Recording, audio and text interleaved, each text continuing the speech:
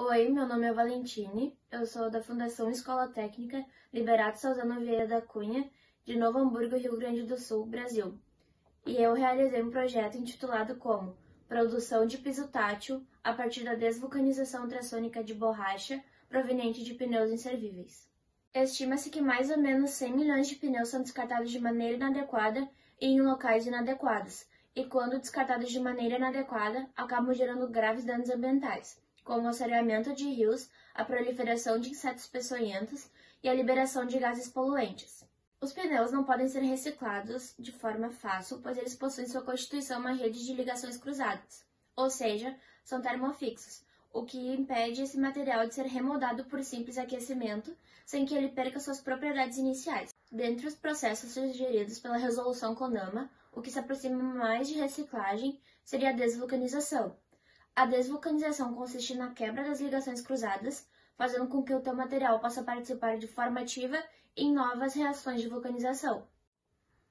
Nós decidimos realizar a produção desses pisos táteis, pois nós vimos que em diversas redes escolares e nas cidades não havia implementação desses materiais, o que dificultava muito o acesso de pessoas com qualquer deficiência visual. Nós iniciamos nossa metodologia, então, utilizando o banho ultrassônico, que emite ondas sem transportar matéria. Essas ondas acabam realizando um afastamento dessas ligações presentes na borracha. O ciclohexano, que também foi utilizado, ele possui alta interação com o polímero, o que faz com que a borracha inche e essas ligações tornem-se mais fracas ainda. O ácido tioglicólico e seus derivados são altamente utilizados na indústria cosmética. Eles atuam na quebra das ligações cruzadas presentes no cabelo, que são as mesmas ligações presentes na borracha. Então, a teoria seria de que o ácido tioglicólico seria capaz de quebrar as ligações da borracha, assim como ele quebra as ligações presentes no cabelo, tornando-o liso. Nós realizamos, então, um banho ultrassônico com diferentes concentrações de ácido tioglicólico em ciclohexano e em 2 tempos diferentes, sendo eles de 30 minutos e de 1 hora, para ver se o tempo seria o interferente no nosso processo.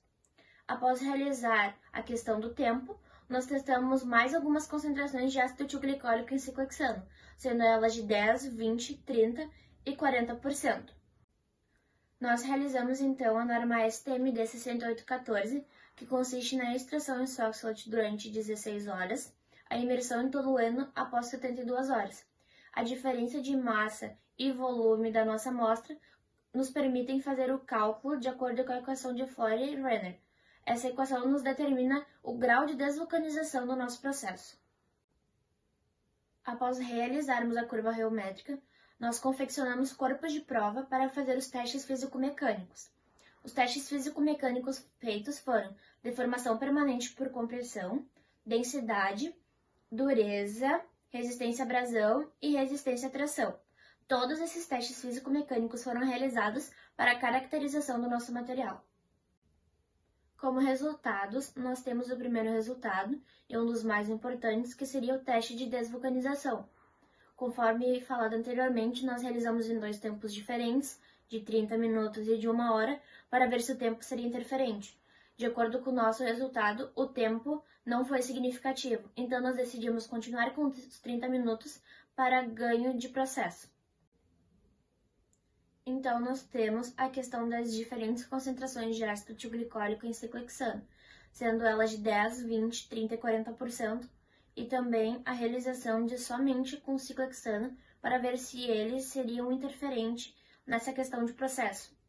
Nós vimos que a concentração de 20% de ácido tioglicólico em ciclohexano foi a melhor, obtendo um percentual de desvulcanização de aproximadamente 80%. O teste de deformação permanente por compressão mostrou que o nosso material foi o que sofreu mais deformação, e isso deve-se ao fato de que o nosso material já sofreu por muitos processos. O segundo teste que nós consideramos um dos mais importantes é a resistência à abrasão. A resistência à abrasão demonstrou que o nosso foi o que apresentou a maior resistência, ou seja, para um piso ter essa resistência é muito importante. Quanto ao resultado da resistência à tração, o nosso material apresentou resistência maior que o já comercializado e apresentou resistência similar ao com o pó de borracha. O teste de dureza demonstrou para nós que a nossa amostra, tanto quanto as outras, apresentavam durezas similares, e todas elas podem ser consideradas macias, de acordo com Caetano. Para a conferência de todos os dados quanto aos nossos testes físico-mecânicos, nós realizamos a estatística Tuck, que tem uma confiança de 95%. Nós demonstramos então numa tabela os valores que nós consideramos A, B e C, sendo que quando essa tabela apresenta letras iguais, significa que não pode ser diferenciado, e com letras diferentes, todos podem ser diferenciados.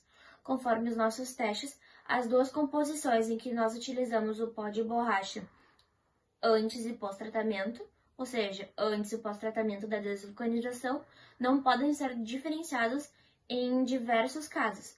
E nos que podem ser diferenciados é porque a nossa amostra obteve um valor maior. Nós realizamos então um teste de viabilidade econômica.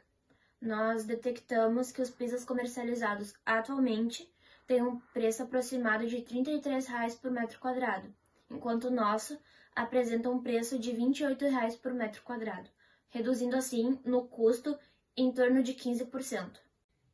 Para a produção de 1 metro quadrado de piso, nós utilizamos cerca de 750 gramas de pneu. Então, quando se quer produzir em cerca de 7 metros quadrados de piso, nós utilizamos um pneu de automóvel. Com isso, nós vimos que nós conseguimos um método eficiente de aproximadamente 80% e os já existentes conseguem apenas aproximadamente 50%, o que faz com que nós conseguimos facilitar a produção desse material tão importante para a sociedade. Quanto à viabilidade econômica, nós conseguimos uma redução de 15% no custo, o que facilita ainda mais a produção desse material. Quanto à viabilidade ambiental, nós conseguimos fazer a retirada de um material que é tão poluente no mundo, sem que a gente implementasse outro no lugar, pois tudo que foi utilizado para realizar a desvulcanização pode ser reutilizado nos processos. Quanto às propriedades físico-mecânicas, elas demonstraram que o nosso produto está pronto para ser comercializado, visto que a nossa composição contendo o nosso pó de borracha pós-tratamento apresenta propriedades melhores que os pisos já comercializados atualmente. Essa composição contém SBR, essa daqui contém 20% do pó de borracha, substituindo a SBR, e essa daqui contém 20% da borracha pós-tratamento, substituindo a SBR. Todas as 3 amostras foram confeccionadas no mesmo dia, e após nós confeccionarmos elas para apresentar nas feiras e passar por diversas pessoas, a única que não sofreu nenhum desgaste foi a composição contendo o pó de borracha pós-tratamento. Nós podemos ver que ela tem uma alta resistência, e as outras sofreram esse desgaste por serem manuseadas.